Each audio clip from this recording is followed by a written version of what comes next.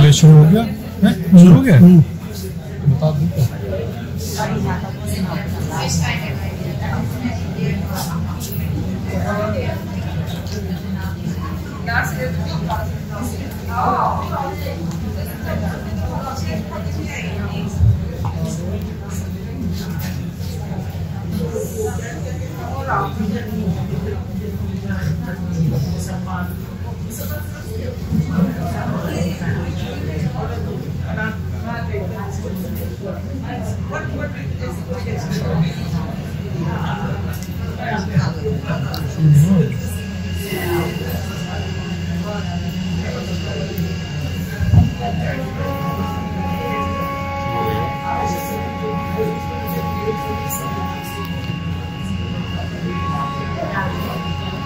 Sound लेना है,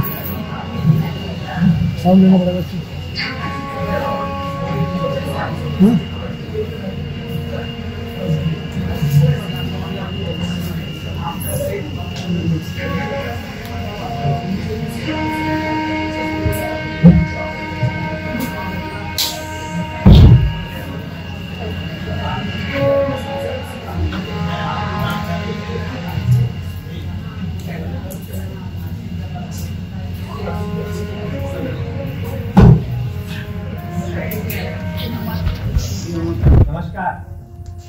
आदाब।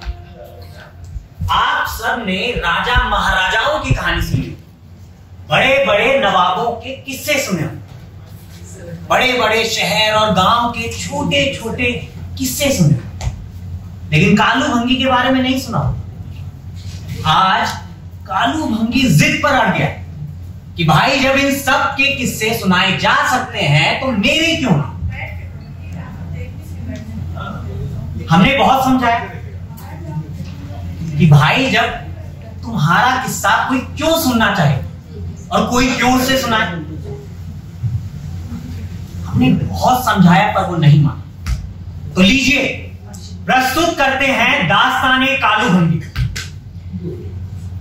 तो जनाब, मैंने इससे पहले हजार बार कालू भंगी के बारे में लिखना चाहा, लेकिन मेरा कलम हर बार यह सोचकर रुक जाता था कि कालू भंगी के मुताबिक लिखा ही क्या जा सकता है। मुख्तलिफ जावियों से मैंने उसकी जिंदगी को देखने, परखने, समझने की कोशिश की, लेकिन कहीं वो टेढ़ी लकीर दिखाई नहीं देती जिससे कोई दिलचस्प अफसाना मुरत्तिब हो सकता हो। अब दिलचस्प होना तो दरकिनार, कोई सीधा साधा अफसाना, बेकैफ वो बेरंग, बेजान मुरक्का भी तो नहीं लिखा जा सकता कालू भंगी के मुताबिक।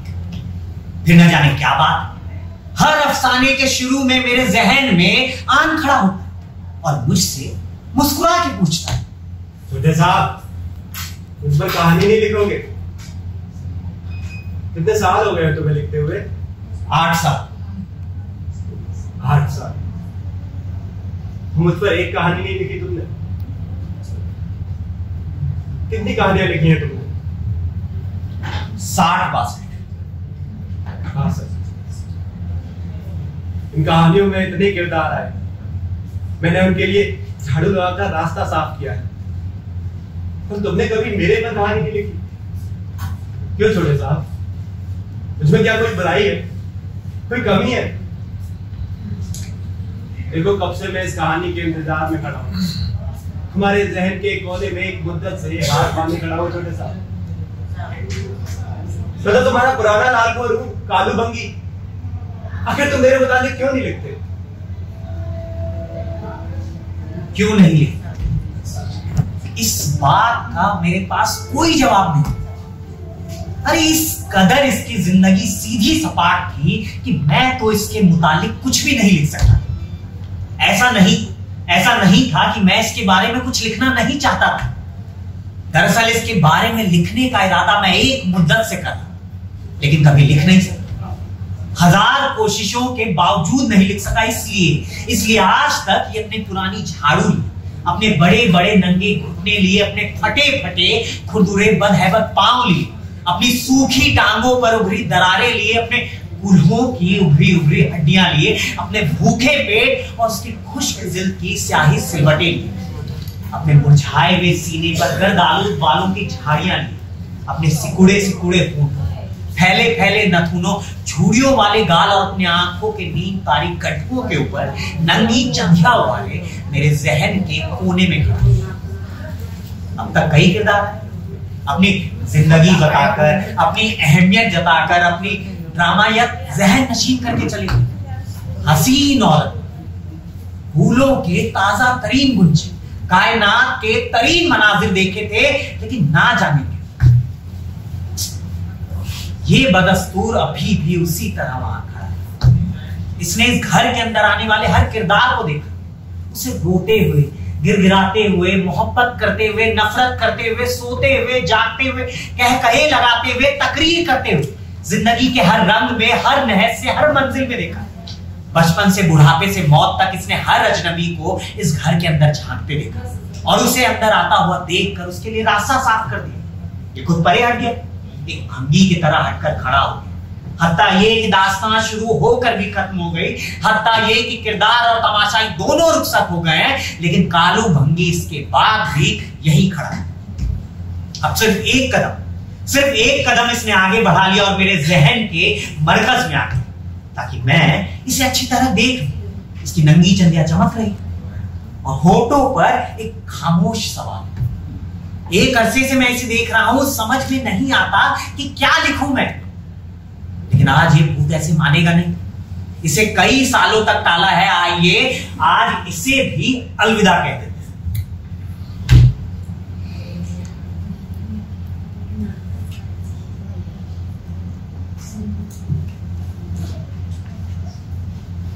तो जनाब, मैं 7 बरस का जब मैंने पहली बार इसे देखा, उसके 20 बरस बाद जब ये मरा, मैंने उसे उसी हालत में देखा, कोई फर्क ना, वही घुटने, वही पांव, वही रंगत, वही चेहरा, वही टूटे हुए दांत, वही झाड़ू, वही झाड़ू जो ऐसा मालूम होता था मां के पेट से उठा चला रहा है। मेरी झाड़ू मेरे जिस्म का एक हिस्सा मालूम होती थी। कफ यहाँ टट्टी साफ फिर डॉक्टर साहब और कंपाउंडर साहब के यहाँ कमरे में सफाई करने चला जाता। डॉक्टर साहब की गाय और कंपाउंडर साहब की बकरी को जंगल में चराने ले जाता। दिन ढलते ही मैं वापस अस्पताल ले आता और अपना खाना तैयार करता और खाकर सो जाता। 20 साल से मैं इसे यही करता हुआ देख रहा। हर रोज बिला नागा उस अरसे में ये कभी एक दिन के लिए भी बीमार नहीं पड़ा। ये अंदर ताजुब खेज जरूर, लेकिन इतना भी नहीं कि महज इसी के लिए कहानी लिखी है। ये कहानी तो जबरदस्ती लिखवाई जाए। 8 साल से मैं इसे टालते आया हूं, लेकिन ये शख्स नहीं मान, जबरदस्ती से काम ले रहा है। ये जुल्म मुझ पर भी है और आप पर भी। मुझ पर इसलिए कि मुझे इसे लिखना पड़ रहा है और आप पर इसलिए कि आपको उसे सुनना पड़ रहा है। हालांकि इसमें कोई ऐसी बात नहीं है कि जिसके लिए इसके लिए इतनी मुतालिक, इतनी सिरदर्दी मोल ली जाए। मगर क्या किया है? इसकी खामोश निगाहों के अंदर एक ऐसी खिंची खिंची सी मिल्तजाना काविश, एक ऐसी मजबूर बेज़बान है, एक ऐसी महबूस गहराई है कि मुझे इसके मुतालिक लिखना पड़ रहा है। और लिखते लिखते ये भी सोचता हूं कि आखिर इसके मुतालिक क्या लिखूंगा। कोई पहलू भी ऐसा नहीं हो जो दिलचस्प, कोई कोना ऐसा नहीं है जो तारीख हो, कोई जाविया ऐसा नहीं है जो किसी मकनातीसी कशिश का हामिल। हाँ, 8 साल से बुदवाते मेरे जहन के कोने में है, ना जाने क्यों। इसमें इसकी हठधर्मी के सिवाय और तो मुझे कुछ नजर नहीं आता। अरे जब मैंने आंधी के अफसाने में चांदनी के खलियान सजाए और यरकानियत के रुमानी नजरिए से दुनिया को देखा, उस वक्त भी ये वहीं पड़ा। जब मैंने रुमानियत के आगे सफर इख्तियार किया और हुस्न और हैवान की भूख लम्बुक कैफियतें देखता, टूटे हुए तारों को छूने लगा, उस वक्त भी ये वहीं पड़ा। जब मैंने बालकोनी से झांक कर अन्नदाताओं की गुर्बत देखी और पंजाब की सरजमीन पर खून की नदियां बहती देखकर अपने वहशी होने का इल्म हासिल किया, उस वक्त भी ये वही मेरे जहन के दरवाजे पर खड़ा गुमसुम। मगर अब ये जाएगा जरूर। अब मैं इसके बारे में लिख रहा हूं। लिंधा इसकी बेकैफ बेरंग पीकी सीधी कहानी भी सुन लीजिए, ताकि ये यहां से दूर दफान हो जाए और मुझे इसके गलीज कुर्ब से निजात मिले। अगर आज भी मैंने इसके बारे में ना लिखा और आप लोगों ने इसके बारे में ना सुना, तो ये 8 साल बाद भी यही जमा रहे और मुमकिन है जिंदगी भर यही खड़ा है। लेकिन परेशानी यह है कि इसके बारे में क्या लिखा जा सकता है। ये भंगी इसके माँ बाप, हाँ मेरे माँ बाप भंगी थे।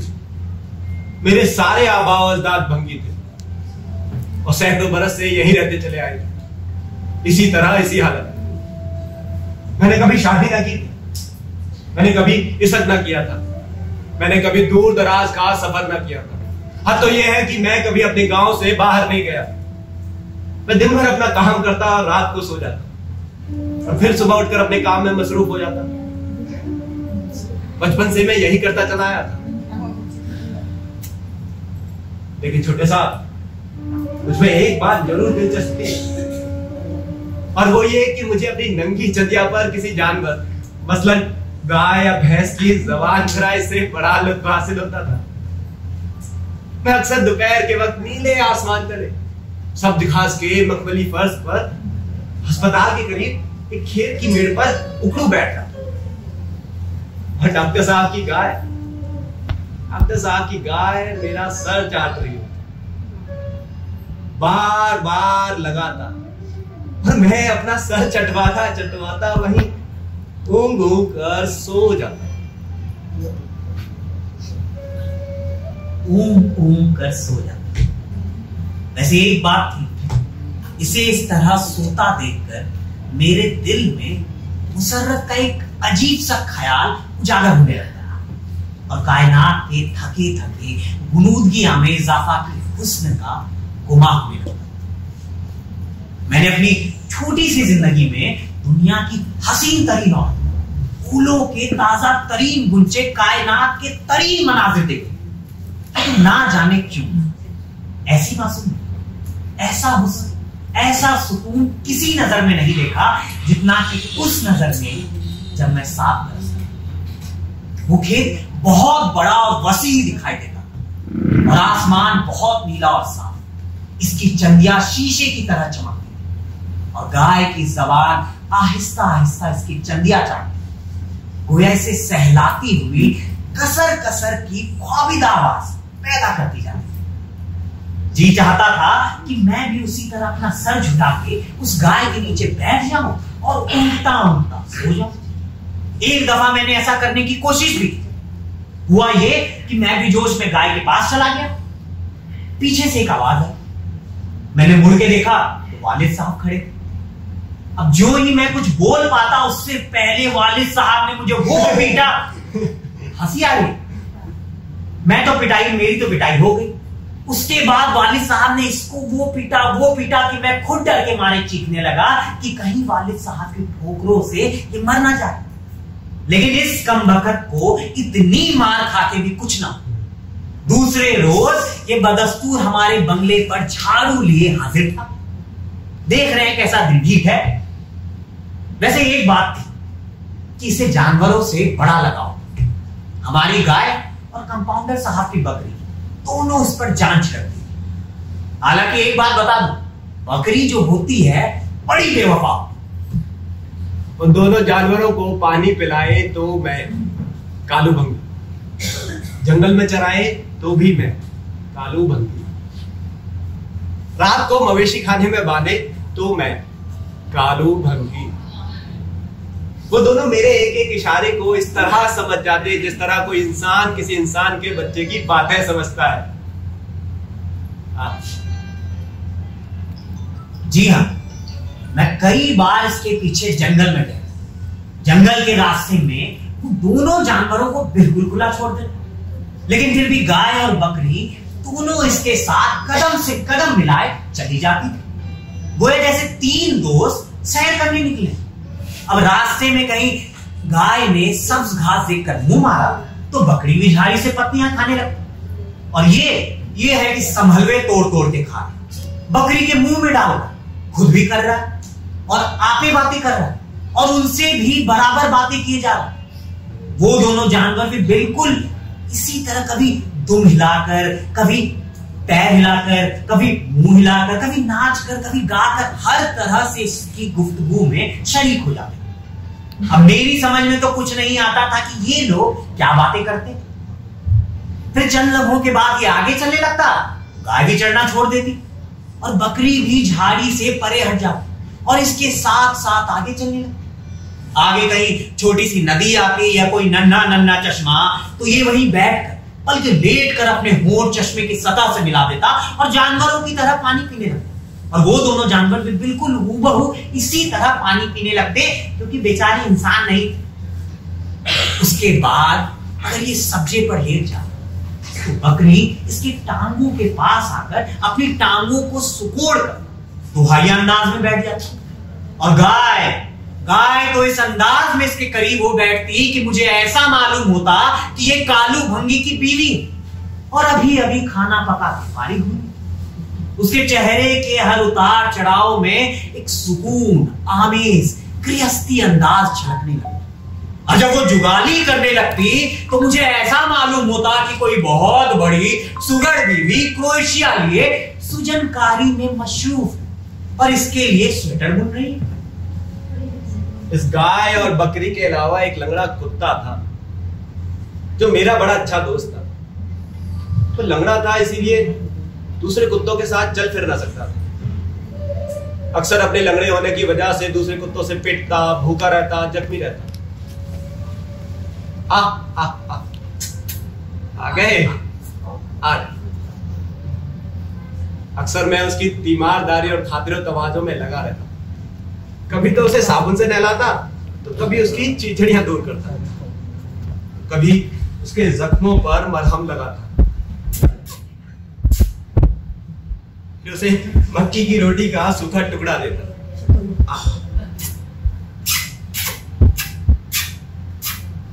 देख रहे हैं, आराम से जख्मों पे मरहम लगाता, चीचड़ियां दूर करता। लेकिन ये कुत्ता बड़ा खुदगर्ज जानवर था। दिन में सिर्फ 2 मरतबा इससे मिलता, दोपहर को और शाम को, और खाना खा के और जख्मों पे मरहम लगा के ये फिर घूमने निकल जाता।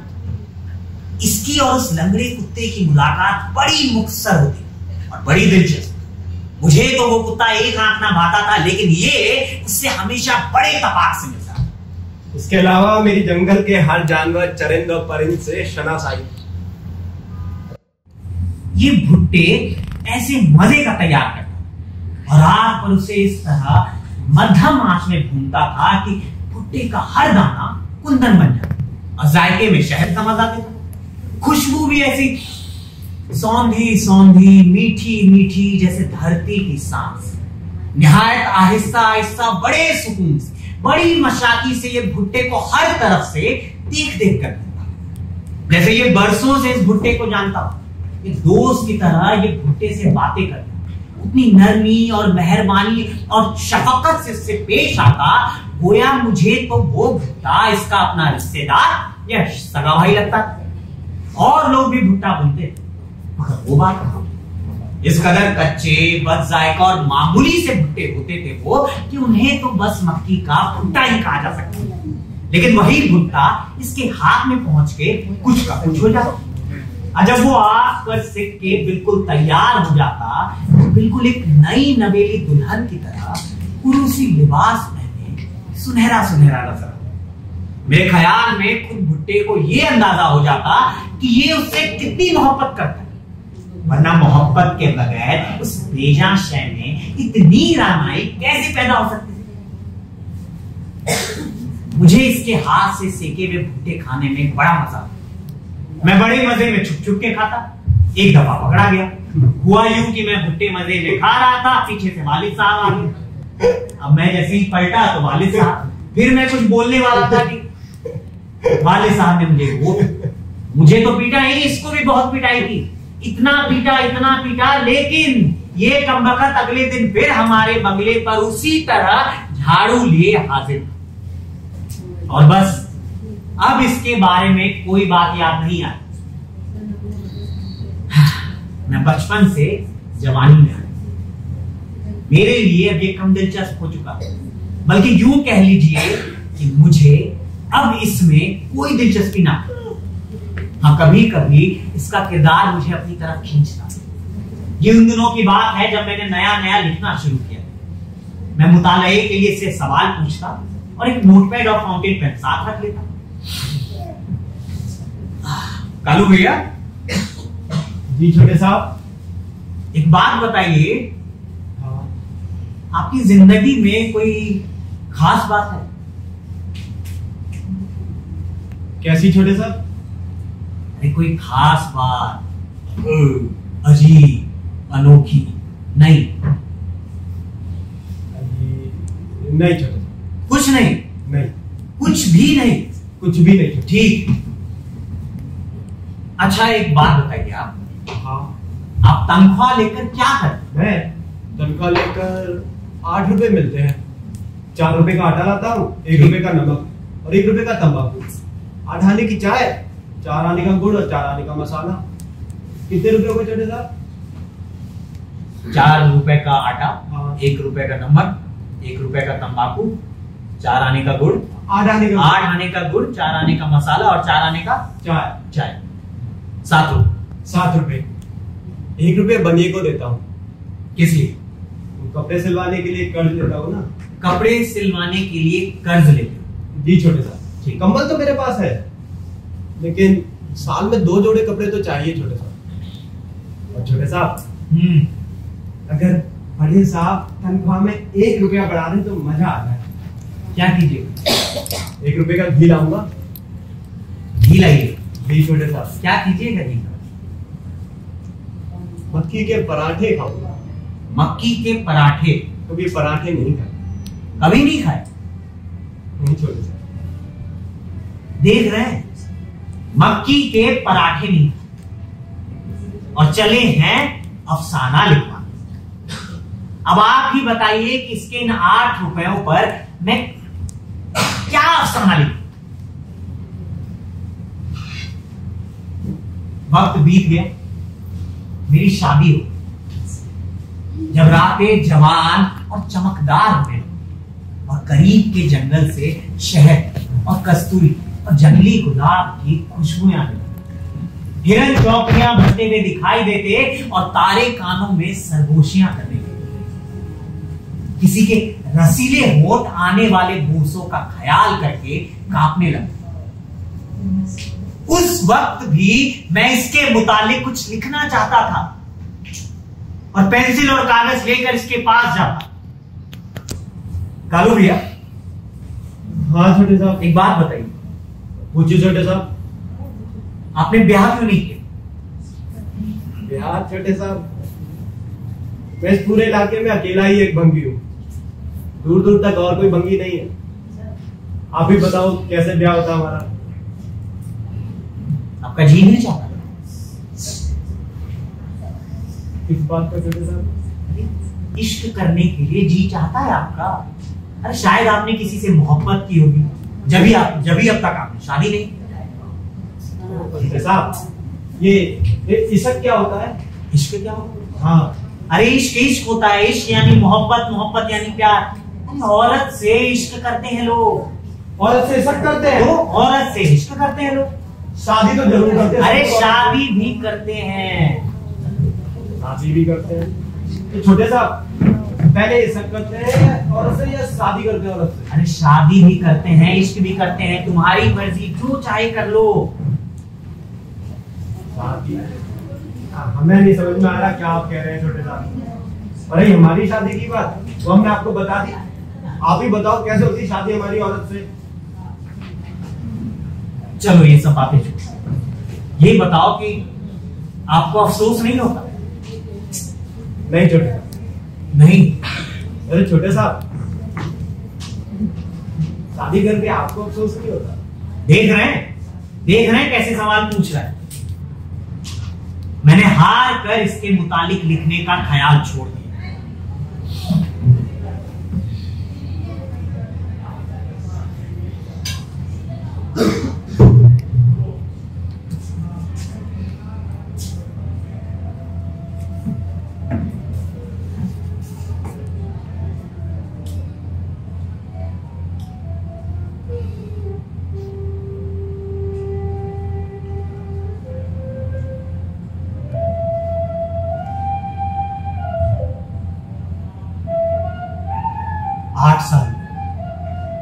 8 साल हुए कालू भंगी को मरे।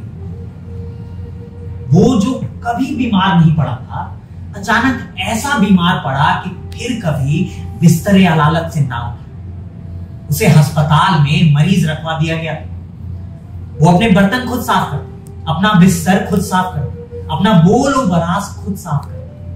और जब वो मर गया तो पुलिस वालों ने उसकी लाश को ठिकाने लगा, क्योंकि उसका कोई वारिस ना था। वो हमारे यहां 20 साल से काम करता था, मगर हम उसके कोई रिश्तेदार थोड़ी, इसलिए उसकी आखिरी तनख्वाह भी वह के सरकार जब्त हो गई, क्योंकि इसका कोई वारिस ना था। और जिस रोज वो मरा उस रोज भी कोई खास बात ना हो। रोज की तरह उस रोज भी अस्पताल खुला। डॉक्टर साहब ने नुस्खे लिखे, कंपाउंडर ने तैयार किए, मरीजों ने दवा ली और घर लौट गए। फिर रोज की तरह अस्पताल भी बंद। हम सब ने घर लौटकर खाना खाया, रेडियो सुना और लिहाफ ओढ़कर सो। सुबह उठे तो पता चला कि अजराए करम कालू भंगी की लाश को पुलिस वालों ने ठिकाने लगा।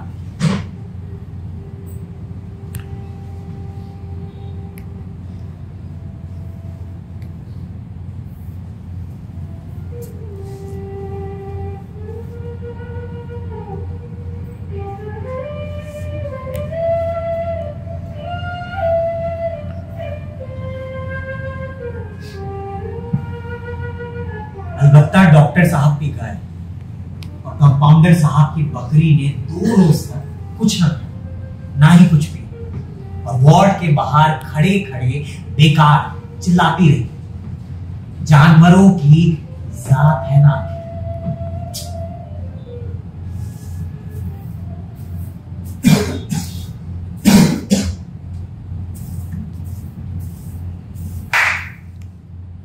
तो फिर झाड़ू देकर आन पहुंचा। क्या चाहता है? बता, क्या चाहता है? कहानी। अरे सब कुछ तो कह दिया जो मैं तुम्हारे बाबत जानता हूं। अभी ही खड़े परेशान कर रहे हो। लिल्ला चले जाओ। क्या मुझसे कुछ छूट गया है? तुम्हारा नाम कालू भंगी, काम भंगी। इस इलाके से कभी बाहर नहीं गए, इश्क नहीं लड़ाया। अरे जिंदगी में कोई हंगामी बात नहीं हुई, कोई अचंभा मुजिजा कुछ भी तो नहीं हुआ। फिर मैं क्या लिखूं तुम्हारे बारे में, बताओ। अरे जैसे महबूब के होठों में होता है, अपने बच्चों के प्यार में होता है, गालिब के कलाम में होता है, कुछ भी तो नहीं हुआ तुम्हारी जिंदगी में। तुम ही बताओ कि क्या लिखूं। तुम्हारी तनख्वाह 4 रुपए का आटा, 1 रुपए का नमक, 1 रुपए का तंबाकू, 8 आने की चाय, 4 आने का गुड़, 8 आने का गुड़, 4 आने की चाय, 4 आने का मसाला, 7 रुपए और 1 रुपए बनिए का हो गए 8 रुपए। मगर 8 रुपए में कहानी नहीं होती। अरे आजकल तो 25, 50, 100 में भी नहीं होती, मगर 8 रुपए में तो शर्त या कोई कहानी नहीं हो सकती। फिर मैं क्या लिखूं तुम्हारे बारे में? चले जाओ।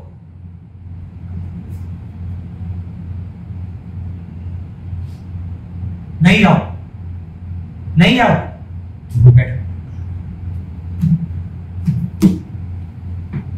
ठीक। कंपाउंडर साहब याद है? हाँ, लंबे से थे, गोरे से, मरीजों का बड़ा ध्यान रखते थे। पता नहीं छोटे साहब, तुमको ठीक होके चली जाती थी, रोते बहुत थे। रोते बहुत? हाँ। सही कहते हो तुम। तुम्हें इश्क के बारे में बिल्कुल जानकारी है। इश्क। अब मैं बताता हूं किस्सा। तो शुरू करते हैं दास्तान खिलजी का। अब खिलजी को ले लीजिए। अस्पताल में कंपाउंडर, 32 रुपए तनख्वाह पाता है। विरासत से निचले मुतवस्सित तबके के माँ बाप मिले, जिन्होंने मिडिल तक पढ़ा दिया। फिर खिलजी ने कंपाउंडर का इम्तिहान पास कर लिया। तो जवान, उसके चेहरे पे रंगत, ये जवानी, ये रंगत कुछ चाहती है। वो सफेद लट्ठे की शलवार पहन सकता है, कमीज पर कलफ लगा सकता है, बालों में खुशबूदार तेल लगाकर कंघी भी कर सकता है। सरकार ने उसे एक छोटा सा बंगलानुमा क्वार्टर भी दे रखा है, और डॉक्टर चूक जाए तो फीस भी झाड़ देता है। और सबसे खास बात, खूबसूरत मरीजाओं से इश्क भी कर लेता है। नूरा का वाकया तुम्हें याद होगा? हाँ, भटिया वाली याद है। नूरा भटिया से आई, 16-17 बरस की अल्हड़ जवान, सिनेमा के रंगीन इश्तिहार की तरह 4 कोस दूर से नजर आ जाती थी। लेकिन जानते हो, बड़ी बेवकूफ थी वो। कैसे? अरे अपने गांव के 2 नौजवानों का इश्क कबूल किए बैठे। 2 नौजवानों का इश्क कबूल भी हो? जी हाँ। जब नंबरदार का लड़का सामने आता तो इसकी हो जाती, ओह। जब पटवारी का लड़का दिखाई देता तो इसका दिल उसकी तरफ माइल होने लगता। मामला गड़बड़ था और वो कोई फैसला ना कर पाती। बेलुमूम इश्क को लोग एक बिल्कुल वाजिब, काते, यकीनी अम्र समझते। बहरहाल ये इश्क अक्सर बड़ा गैर यकीनी गोमगो हालत का हामिल होता है। नहीं समझ में आए? ठीक है, समझा। यानी इश्क इससे भी है और इससे, और फिर कहीं नहीं है है। तो इस कदर वक्ती गिरगिटी हंगामे कि इधर नजर चूकी उधर इश्क गायब, या उधर नजर चूकी इधर इश्क गायब। सच्चाई जरूर होती है, लेकिन अब्दियत मफकूद होती। इसीलिए तो नूरा कोई फैसला ना कर पाती। सही फरमाया आपने, इसीलिए नूरा कोई फैसला ना कर पाती। उसका दिल नंबरदार के बेटे के लिए भी धड़कता था और पटवारी के पूत के लिए। उसके होठ नंबरदार के होठों से मिल जाने के लिए बेताब होते। पटवारी के पूत की आंखों में आंखें डालते ही उसका दिल यूं कांपने लगता जैसे चारों तरफ समुद्र हो, चारों तरफ लहरें हो, और एक अकेली कश्ती और नाजुक सी पतवार, और चारों तरफ कोई ना हो। कश्ती डोलने लगी, हौले हौले डोलती जाए। नाजुक सी पतवार नाजुक से हाथों से चलती चलती थम जाए, और सांसें रुकती रुकती रुक सी जाए, आंखें झुकती झुकती झुक सी जाए, जुल्फें बिखरती बिखरती बिखरती सी जाए, लहरें घूम घूम कर घूमती हुई मालूम, और बड़े बड़े दायरे फैलते फैलते जाए, चारों तरफ सन्नाटा फैल जाए, और कोई एक अपने बाहों में बीच। हाय, पटवारी के पूत को देखकर ऐसी हालत होती थी नूरा की। जी हाँ, ऐसी हालत होती थी नूरा की, और वो कोई फैसला ना कर पाती। नंबरदार का बेटा, पटवारी का बेटा, पटवारी का बेटा, नंबरदार का बेटा, वो दोनों को जबान दे चुकी। अरे दोनों से शादी करने का इकरार कर चुकी थी। दोनों पर मर मिटी थी। नतीजा ये हुआ कि वो आपस में लड़ते लड़ते लहूलुहान हो गए, और जब जवानी का बहुत सा लहू रगों से निकल गया, उन्हें अपनी बेवकूफी पर बड़ा गुस्सा आया, और पहले नंबरदार का बेटा नूरा के पास पहुंचा और नूरा को हलाक करना चाहा। नूरा के बाजुओं पर जख्म आ गए। फिर पटवारी का पूत आया और उसने उसकी जान लेनी चाहिए। नूरा के पांव पर जख्म आ गए, मगर नूरा बच गई। पता है क्यों? क्यों? क्योंकि वो बर वक्त अस्पताल लाई गई थी। अब आखिर अस्पताल वाले भी इंसान, खूबसूरती दिलों पर असर करती, इंजेक्शन की तरह थोड़ा बहुत असर उसका जरूर होता है, किसी पर कम किसी पर ज्यादा। डॉक्टर साहब पर कम, कंपाउंडर पर ज्यादा। नूरा की तीमारदारी में खिलजी दिलो जान से लगा। नूरा से पहले बेगमा, बेगमा से पहले रेशमा, रेशमा से पहले जानकी के साथ भी कुछ ऐसा ही हुआ, मगर ये सब खिलजी के नाकाम मुआशके थे, क्योंकि वो औरतें ब्याही हुई थी। अरे रेशमा का तो एक बच्चा भी था, और माँ बाप थे और खाविंद थे, और खाविंदों की दुश्मन निगाहें थी जो खिलजी के सीने के अंदर घुस के उसके ख्वाहिशों के आखिरी कोने तक पहुंच जाना चाहते। खिलजी क्या कर सकता था? मजबूर होकर रह जाता। उसने बेगमा से इश्क किया, रेशमा से और जानकी से। वो हर रोज बेगमा के भाई को मिठाई खिलाता, रेशमा के नन्हे बेटे को दिन भर उठाए फिरता, जानकी को फूलों से बड़ी मोहब्बत। वो हर रोज सवेरे उठ के मुंह अंधेरे जंगल की तरफ जाता और वहां से खूबसूरत लाला के गुच्छे तोड़कर जानकी के लिए लाता। बेहतरीन दवाएं, बेहतरीन ग़िज़ाएं, बेहतरीन थी माता। लेकिन जानते हो, वक्त आने पर जब बेगमा अच्छी हुई तो रोते रोते अपने खाविंद के साथ चली। जब रेशमा अच्छी हुई तो उसने अपने नन्हे बेटे का हाथ थामा और वहां से चली गई। जब जानकी अच्छी हुई तो उसने जाते वक्त खिलजी के दिए हुए फूल अपने सीने से रखे। उसकी आंखें डबडबा। फिर उसने अपने खाविंद का हाथ थामा और घाटी की ओट में गायब किया। घाटी के आखिरी कोने पर पहुंचकर उसने खिलजी की तरफ मुड़कर देखा और कोई वार्ड की दीवार के साथ लगकर रोने लगा। रेशमा के रुखसत होते वक्त भी वो इसी तरह रोया। बेगमा के जाते वक्त भी वो इसी खुलूस, इसी अजियत के कर्मनाक एहसास से मजबूर होकर रोया। मगर खिलजी के लिए ना बेगमा रुकी, ना रेशमा और ना जानकी। और अब हाँ? अब क्या? अब उसके जिंदगी में नूरा आ गई। अच्छा, नूरा को देखते ही उसकी धड़कन फिर से धड़कने लगी और ये धड़कन रोज बरोज बढ़ती चली जाती। शुरू में तो नूरा की हालत गैर थी, उसका बचना मुहाल था। मगर खिलजी की अनथक कोशिशों से जख्म भरते चले गए, पीप कम होती चली गई, सरांग दूर होती गई, सूजन गायब होती गई और उसकी आंखों में चमक और उसके सफेद चेहरे पर सुर्खी आ गई। जिस रोज खिलजी ने नूरा के बाजुओं की पट्टी उतारी तो नूरा बेख गया। एक इजहार, एक तशक्कुर के साथ उसके सीने से लिपटकर रोने लगा।